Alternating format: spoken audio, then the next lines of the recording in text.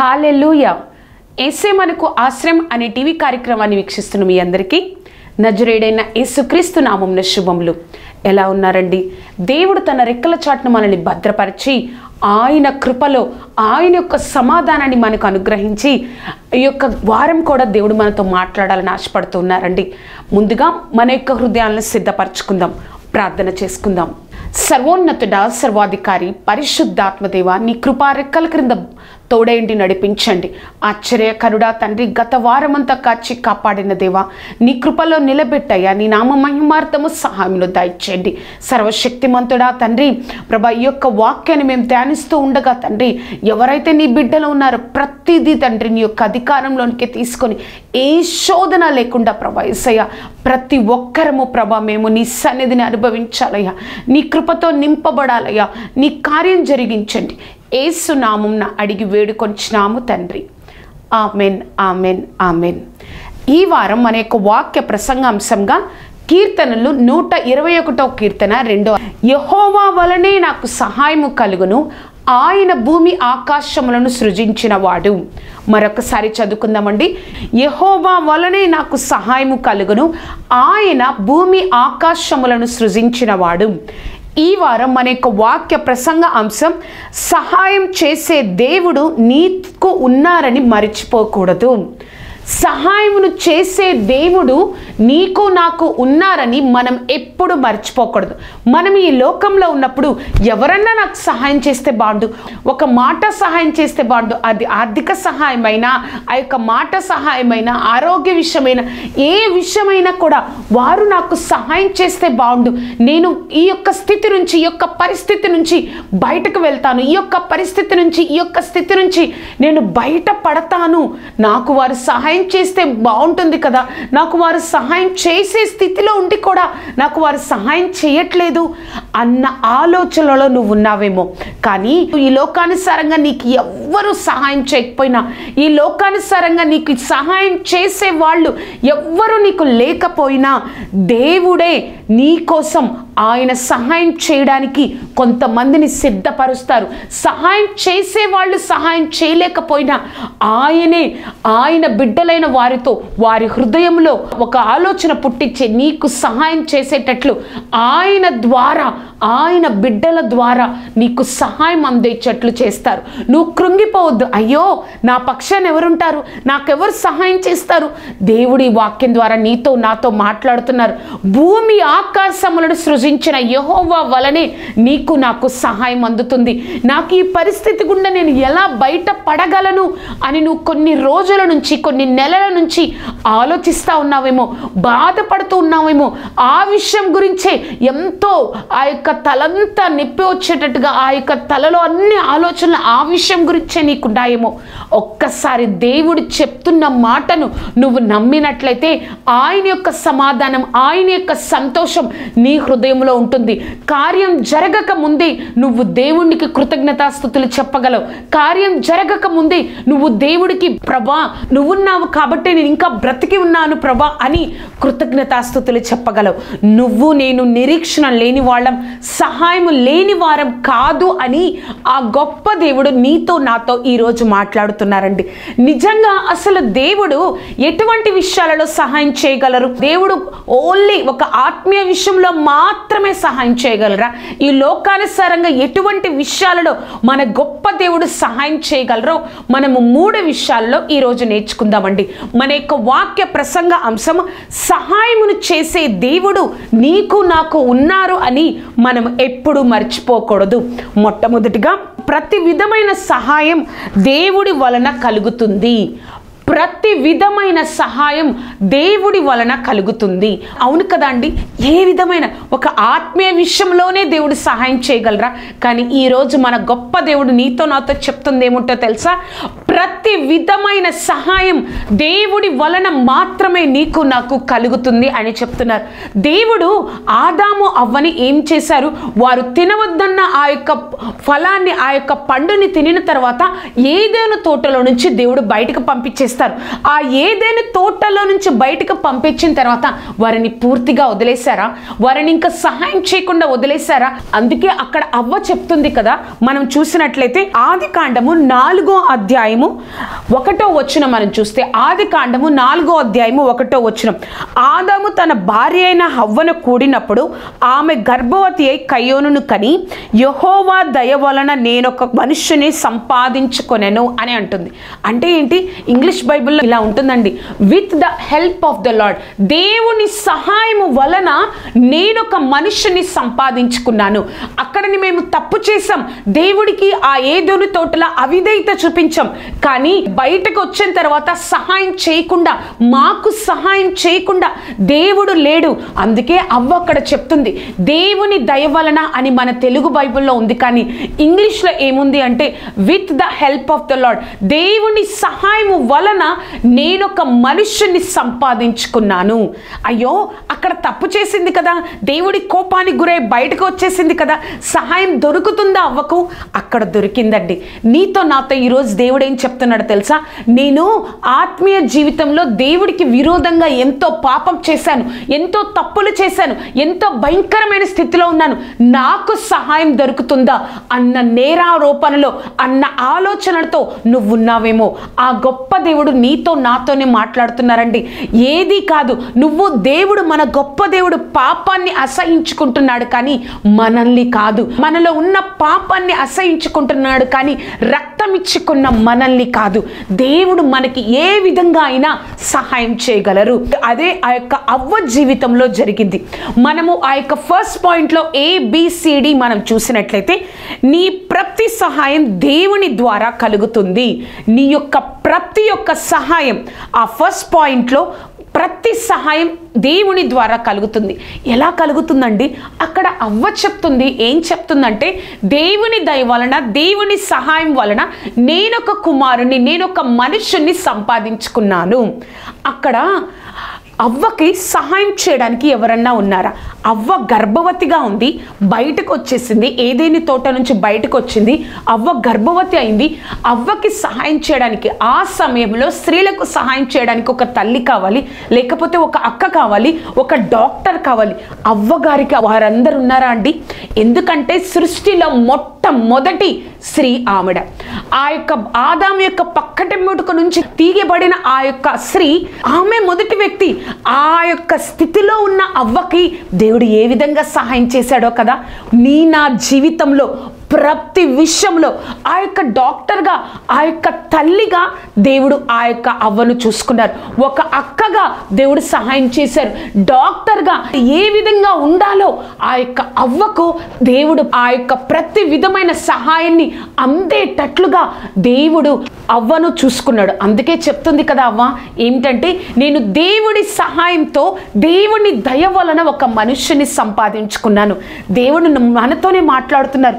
నీకు ఏ స్థితిలో లోటుగా ఉంది, ఏ స్థితిలో, అక్కడ ఎవ్వరూ లేరండి అవ్వకి. తను గర్భం ధరించింది, తనని చూడడానికి ఇలా ఉండాలి, అలా ఉండాలి, ఇలా ఆహారం తీసుకోవాలి, నువ్వు ఇలా ఉండాలి, అలా ఉండాలి అని చెప్పడానికి ఎవ్వరూ లేరు భూమి మీద. తను ఒక్కటే మొట్టమొదటి స్త్రీ సృష్టి. అటువంటిది దేవుడు ప్రతి విధమైన సహాయం, మనం అనుకోవచ్చు ఒక ఆత్మీయ జీవితంలోనే దేవుడు సహాయం చేస్తారని. కాదండి, ఈ లోకానుసారంగా కావాల్సిన ప్రతి విషయంలో సహాయం చేయగలడు. కానీ ఎప్పుడో తెలుసా, నువ్వు పరిపూర్ణంగా దేవుడి మీద ఆధారపడినప్పుడు, ప్రభా నువ్వు నాకు సహాయం చేయగలవయ్యా, నేను ఎలా ఉండాలో నువ్వు నాకు నేర్పించు ప్రభా అని పరిపూర్ణంగా ఒక తండ్రి, ఒక తల్లి పక్కనున్నట్లు ఏ విధంగా నువ్వు మాట్లాడతావో, ఏ విధంగా వారి మీద ఆధారపడతావో, నీ నిస్సహాయ స్థితిలో, నీ సహాయం లేని స్థితిలో, ఆ విధంగా ఒక మనిషి ఉన్నట్లుగా దేవాది దేవుడి మీద నువ్వు ఆధారపడగలిగితే దేవుడు తప్పకుండా ప్రతి విషయమైన దానిలో దేవుడు నీకు సహాయం చేయగలరండి. ఫస్ట్ పాయింట్లో బి చూసినట్లయితే, ఏమీ తెలియని నీకు సమస్తాన్ని నేర్పించి సహాయం చేస్తారు. మరొకసారి చెప్తానండి. ఫస్ట్ పాయింట్లో బి, ఏమీ తెలియని నీకు సమస్తాన్ని నేర్పించి సహాయం చేస్తారు. అవ్వకి ఏమన్నా తెలుసా అండి? ఒక మనుషుడు పుట్టినప్పుడు చిన్నగా ఉంటాడు, ఒక సంవత్సరాలు గతిస్తున్నప్పుడు ఆ మనిషి పెద్ద అవుతాడు అన్న విషయం కూడా అవ్వకి తెలియదండి. తెలుసా? తెలీదు. ఆవిడ పక్కటెముకలో నుంచి వచ్చింది. ఆవిడ చిన్నప్పటి నుంచి నేను ఇలా పెరిగాను, ఇప్పుడు నా గర్భంలో ఉన్న ఆ యొక్క మనుష్యుడు కూడా, ఆ యొక్క కుమారుడు కూడా ఈ విధంగానే చిన్న వయసు నుంచి ఈ విధంగా పెరిగి పెద్ద అవుతాడు అన్న ఆలోచన కూడా అవ్వకలేదండి, అవ్వకలేదు. కానీ ఆ తెలియని విషయాన్ని దేవుడు తనకి నేర్పించాడు. ఆ బిడ్డల్ని, ఆ పుట్టినప్పుడు ఆ యొక్క మానవుడు చిన్నగా ఉంటాడు, వారిని నువ్వు ఎలా చూసుకోవాలి, వారిని పెరుగుదల కోసం దేవుడి దయలో మనుషులలో ఆ యొక్క ఆహారాన్ని ఇచ్చి ఎలా పోషించాలి, ఎలా చెయ్యాలి, ఎలా పాలివ్వాలి, ఎలా చూసుకోవాలి అన్నీ దేవుడు నేర్పించాడండి. అన్నీ దేవుడు నేర్పించాడు. అర్థమవుతుందా? నీకు నాకు తెలియని విషయాలు, ఈ లోకంలో సాతాను పెట్టే కుతంత్రాలు, తంత్రాలు మన కుటుంబాల మీద, మన బిడ్డల మీద, మన యొక్క ఆ సంతోషం మీద, మన యొక్క ఆలోచనల మీద సాతాను పెట్టే కుతంత్రాలు, అవన్నీ మనకి ఏది కూడా తెలియదండి. ఏది కూడా మన యొక్క జీవితంలో ఏది మనకి తెలీదు. కానీ ప్రతి ఒక్క విషయాన్ని తెలిసి నేర్పించి, తెలియని విషయాలను నీకు నాకు నేర్పించి ఎలా కుటుంబాన్ని కట్టుకోవాలి, ఎలా జ్ఞానం కలిగి ఉండాలి. అయ్యో, దేవుణ్ణి తెలుసుకోక ముందు ఒక పిచ్చిదానిలాగా, ఒక పిచ్చిగా ఉంది ఆ కుటుంబం, దేనికి పనికి రాకుండా ఆ కుటుంబం ఉంది. కానీ దేవుణ్ణి తెలుసుకున్న తర్వాత జ్ఞానము కలిగి ఆ కుటుంబం ఉంది అని అంటున్నారు అంటే తెలియని విషయాలను నీకు నాకు నేర్పించడం బట్టే కదా. అంత గొప్ప దేవుణ్ణి నువ్వు నేను కలిగి ఉన్నావండి. నాకు సహాయం ఎక్కడి నుంచి వస్తుంది, నాకు ఆ విషయం తెలియదే. దేవుడిని అడుగు, ప్రభా నేను ఆ జ్ఞానం కలిగి ఉండాలి, ఆ విషయంలో, ఆ యొక్క కుతంత్రాల విషయంలో, ఆ సాతాను పెట్టే ప్రతి శోధన విషయంలో నా బిడ్డలను నేను కాపాడుకోవాలి, నా కుటుంబాన్ని నేను కాపాడుకోవాలి. ఈ విషయం నాకు అర్థం కావట్లేదయ్యా, తెలిసేటట్లు ఎవరి ద్వారా నాకు తెలియచేస్తావో నువ్వు నాకు తెలియచేయి ప్రభా అని నువ్వు అడిగినట్లయితే దేవుడు వదిలిపెట్టడండి. ఆ అవ్వకి ఏం తెలియదండి. చూసారా? అందుకే అవ్వ అంటుంది, దేవుడి సహాయం వల్ల నేను ఒక కుమారుని సంపాదించుకున్నాను. 1లో సి చూసినట్లయితే, దేవుడు నిన్ను మరచిపోకుండా సహాయం చేస్తారు. అక్కడ దేవుడు ఆదాము అవ్వకి బయటికి వెళ్ళిన తర్వాత నీ సంతానాన్ని ఇస్తాను, నువ్వు గర్భవతి అవుతావు అని చెప్పలేదు. ఏదేను తోటలో ఉన్నప్పుడే ఆదికాండము 3వ అధ్యాయము 16వ వచనం, ఆదికాండము 3వ అధ్యాయము 16వ వచనం, ఆయన స్త్రీతో నీ ప్రయాసమును నీ గర్భవేదనను నేను మిక్కిలి హెచ్చించెదను, వేదనతో పిల్లల్ని కందు. అక్కడ ఏముందండి?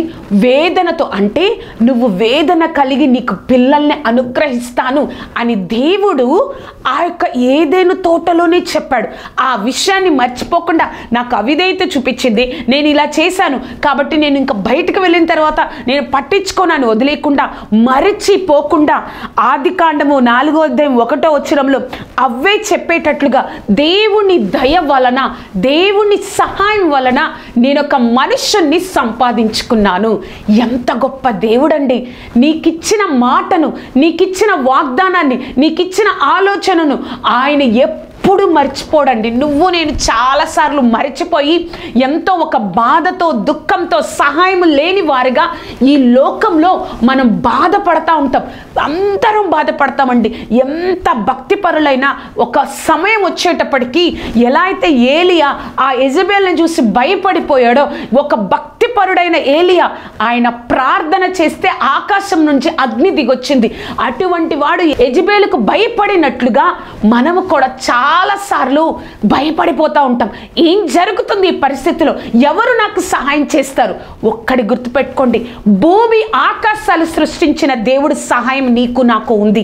మరి ఇంకొకసారండి, ఆయన నీ కోసం, నువ్వు పుట్టక ముందే సమస్తాన్ని సృష్టించి నీ కోసం, సమస్తాన్ని నీ కోసం నువ్వు నేను అనుభవించాలని సిద్ధపరిచిన దేవుడు మనకి సహాయం చేయకుండా ఉంటాడా?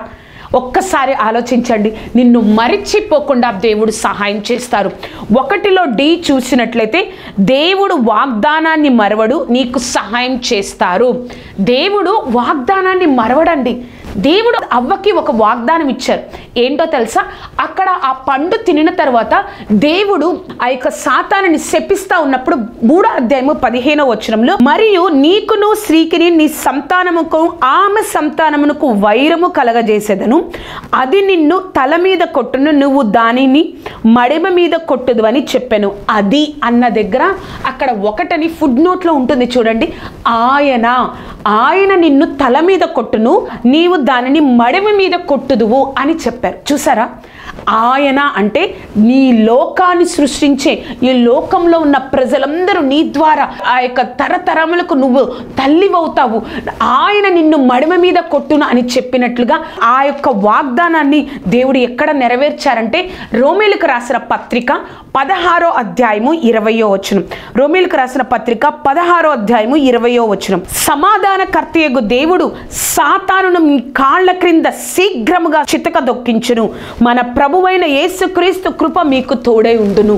చూసారా?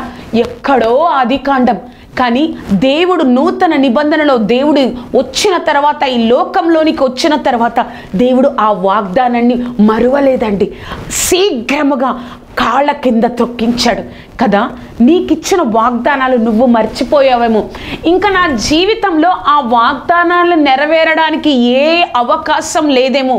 గుర్తుపెట్టుకో, ఏ స్థితిలో ఉన్నా, నువ్వు శూన్య స్థితిలో ఉన్నా, ఏ స్థితిలో ఉన్నా, ఆ వాగ్దానాన్ని నెరవేర్చగల సమర్థుడైన దేవుణ్ణి నువ్వు నేను కలిగి ఉన్నావు. ఎందుకు భయపడుతున్నావు? నాకు ఇంకా సహాయం దొరకదు, నాకు ఇంకా ఎక్కడ సహాయం లేదు అన్న ఆ యొక్క బాధలోనికి, అన్న ఆలోచనలోనికి, కృంగుదలలోనికి నువ్వు ఎందుకు వెళ్తున్నావు? అవ్వన దేవుడు పంపించేశాడు. ఏమీ తెలియదు ఆవిడకి. అక్క లేదు, అమ్మ లేదు, డాక్టర్ లేరు.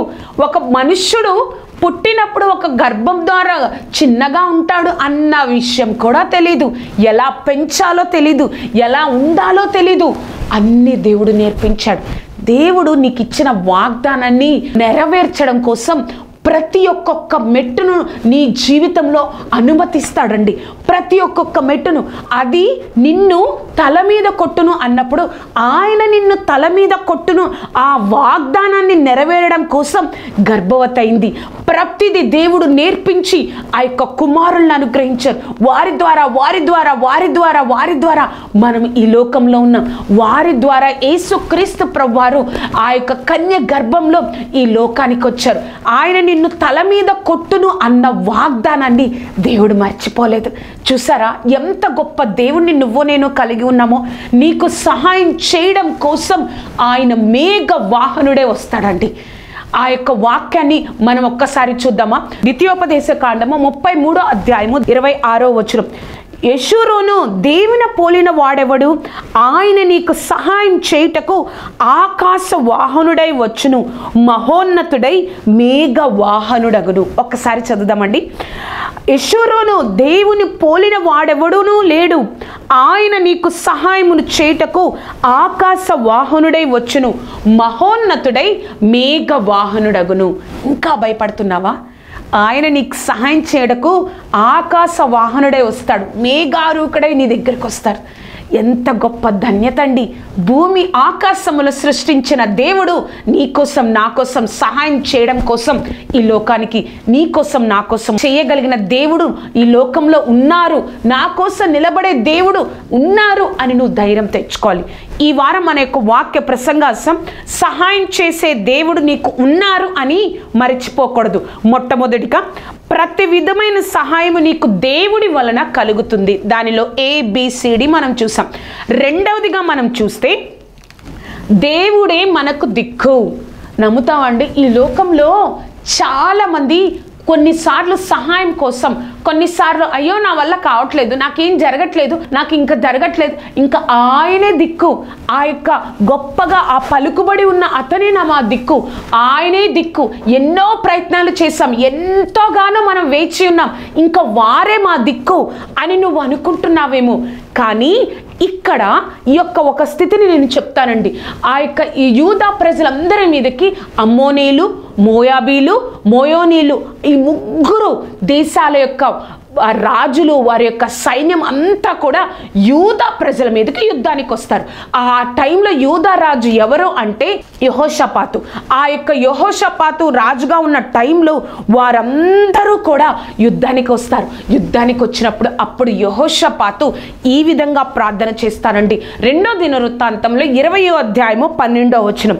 మా మీదకు వచ్చు ఈ గొప్ప సైన్యముతో యుద్ధము చేయుటకు మాకు శక్తి చాలదు, ఏమి చేయుటకు మాకు తోచదు, నీవే మా దిక్కు అని ప్రార్థన చేస్తారు. ప్రభా, మా మీదకు వచ్చే ఇంత భయంకరమైన 3 దేశాల సైన్యము మా మీదకు వస్తుంది, మాకు శక్తి చాలదయ్యా, మా వల్ల కాదు, నీవే మా దిక్కు ప్రభా. ఈ యొక్క స్థితి నుంచి, ఈ యొక్క పరిస్థితి నుంచి నువ్వు మాత్రమే మాకు సహాయం చేయగలవు ప్రభా అని.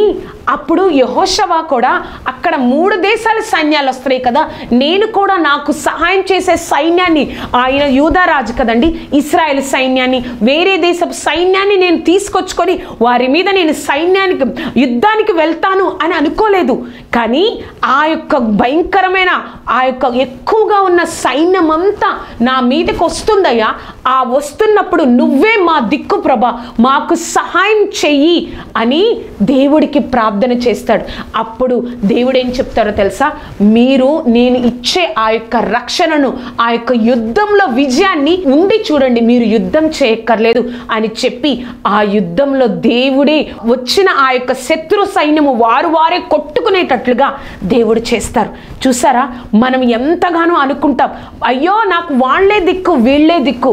నువ్వు దేవుడి పాదాలను పట్టుకోగలిగితే దేవుడు అంత గొప్ప కార్యం చేస్తారు. నువ్వు దేవుడిని నమ్ముకున్నావు కదా, నువ్వు నన్ను అడుగుతావేంటి అన్న అవమానాన్ని, అన్న మాటల బాధని కూడా దేవుడు మన మీద రాకుండా ఆయన చేసే కార్యాలు మనం అందరం అనుకుంటాం లేట్ అయిపోతాయండి, లేట్ అయిపోతాయి. కానీ ఒక మనుష్యుడు జోక్యం చేసుకుంటే చాలా త్వరగా జరిగిపోతాయి అన్న ఆలోచన మనకుంటుంది.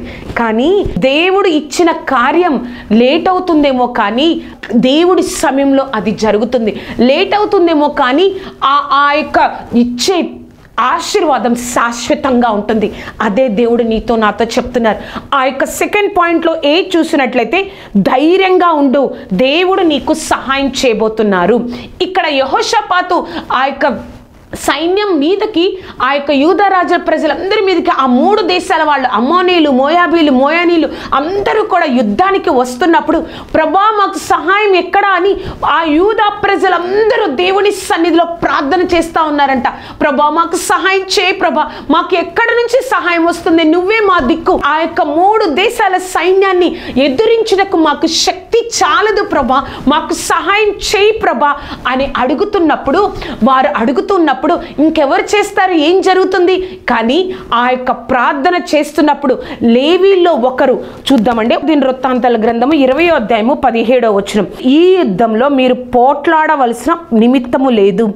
యూదా వారలారా, యెరూషలేము వారలారా, మీరు యుద్ధ పంక్తులు తీర్చి నిలవబడుడి. మీతో కూడా ఉన్న యెహోవా దయచేయు రక్షణ మీరు చూచెదరు. కదా, వాళ్ళకి ఎలా వస్తుంది, నువ్వే మా దిక్కు ప్రభా అని ఎంతగానో వాళ్ళు బాధపడ్డారు. కానీ దేవుడే వారి జీవితంలో కార్యం జరిగించి దేవుడే గొప్పగా నిలబెట్టారు. అంతేకాదు అండి, నీ ప్రార్థన స్తుతి ఆపివేయవద్దు, ముందుగానే దేవుడికి కృతజ్ఞతాస్తుతులు చెల్లించు.